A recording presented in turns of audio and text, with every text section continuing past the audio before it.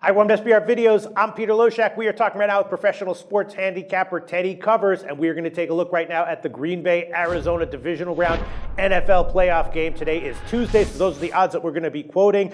Teddy Covers, Green Bay, an interesting team, right? They stumbled at the end of the regular season, having repeated games where they had issues on offense. First quarter of the wild card game looked even worse. Then out of nowhere, in the second quarter, third quarter, fourth quarter, they put up a huge offensive performance.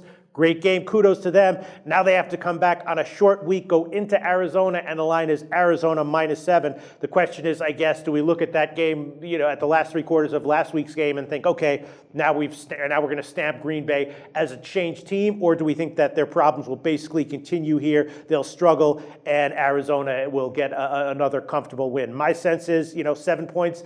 That's a bit of a steep line for a playoff game, but my sense is it's either Arizona or nothing here. Yeah, and it really is the million-dollar question. Yeah.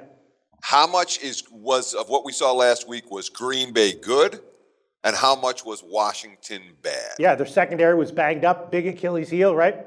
The key to the game wasn't Washington's secondary, it was Washington's inability to control the run. Right. And the fact that the Packers were able to run the football allowed them to throw downfield, which is something that, when Green Bay's been able to run this year, they've had success. The games where they've had their worst offensive showings have been the games where there is no running game, where Lacy and Starks can't find room between the tackles, and that puts it all on Aaron Rodgers. That's exactly what happened when these two teams met in Week 16. Green Bay had no running game, and they also had no offensive tackles in that game. Both Balaga and Bakhtiari were out in that contest, and what happened? They fell behind early, they couldn't run the football, and next thing you know, Aaron Rodgers is a sitting duck, and he took, 8 sacks in that game. I think they finished with 2 yards per pass attempt, the worst performance of Aaron Rodgers' professional career. All right, so that was only 3 weeks ago. I'm not talking about something that happened a month ago. That happened just a couple of weeks ago.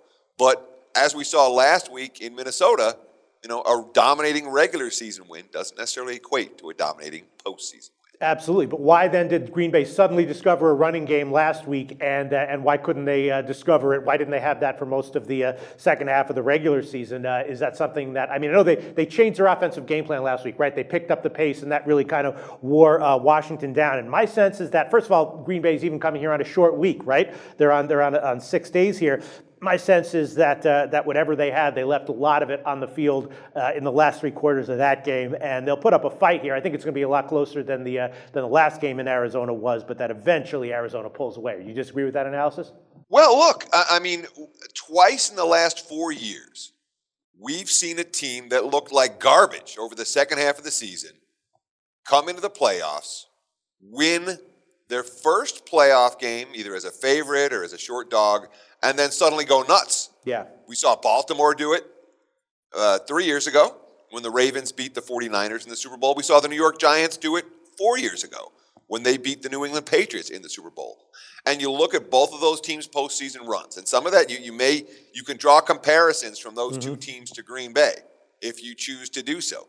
But when you look at the extent of their postseason runs, not just undervalued, wildly undervalued. The Giants covered their 4 playoff games by 56 points, and the Ravens covered their 4 playoff games by 50 points because the betting markets were very reluctant to accept the fact that the full season power rating numbers just weren't valid anymore. Yeah. And if Green Bay is in fact a better team than they looked like they were over the back half of the campaign. We saw the Packers struggle down the stretch. We saw the team go 4-6 in their last 10 games, and it would have been 3-7 without the Hail Mary against the Lions. We saw their struggles to step up in class. But this is also a playoff-tested team with a Super Bowl winner at head coach and a Super Bowl winner at quarterback.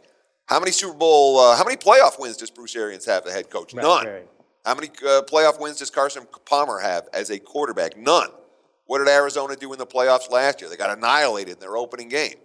There are reasonable cases to be made for Green Bay here. That's the case I'm making. Really? So you would lean Green Bay at +7. You talk about the other teams being wildly overvalued. Hard, though, to imagine, the Packers with Rodgers, in any season getting too overvalued. And from what I saw, the early money on this one did come in on Green Bay. There were some 7.5s early in the week. And as of right now, I didn't see any 7.5s. Yeah, the 7.5s all got bet up. The line's pretty much painted 7 across the board right now. And look, I'm not in love with this game. Right. I was dead wrong about the Packers last week. And when I'm dead wrong, it's one thing to be, all right, I kind of lean that way. No. I really thought Green Bay was a dead nuts Right. bet against team. And I wasn't just wrong, I was very wrong. Well, the first And quarter, when it you're looked like very you were dead wrong, right. you want to make sure that you learn from your mistakes. I'm not going to undervalue Green Bay moving forward. And at +7, it's really the only way I can look. All right, so it's not a bet for you yet. You haven't bet this one, but it would be a lukewarm lean towards Green Bay at +7? At this number, that's the only way I can look, yes. All right, and can I ask you I think quickly? the price is too high for Arizona. It's just too high. Okay, fair enough. Can I ask you quickly about the total? It's a very high total, 49.5 or 50. The first game the last game they played in Arizona went to 46. And if we think that Green Bay is going to employ another run-heavy game plan here, maybe it sneaks under the high total. I wouldn't be shocked if the Packers do play a run-heavy game this week. But if they do it at the same pace they did it last week in Washington, that doesn't necessarily bode well for underbettors. Green Bay really picked up the tempo against the Redskins. And if you read all of the Washington's post-game comments, they were like, look, we just couldn't catch up to what they were trying to do.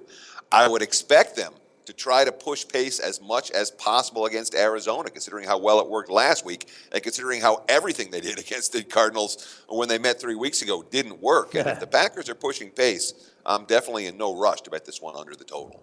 Teddy Covers, always interesting to hear your thoughts. Thanks so much for your thoughts on Arizona Green Bay. Pleasure's mine, Peter. Best of luck.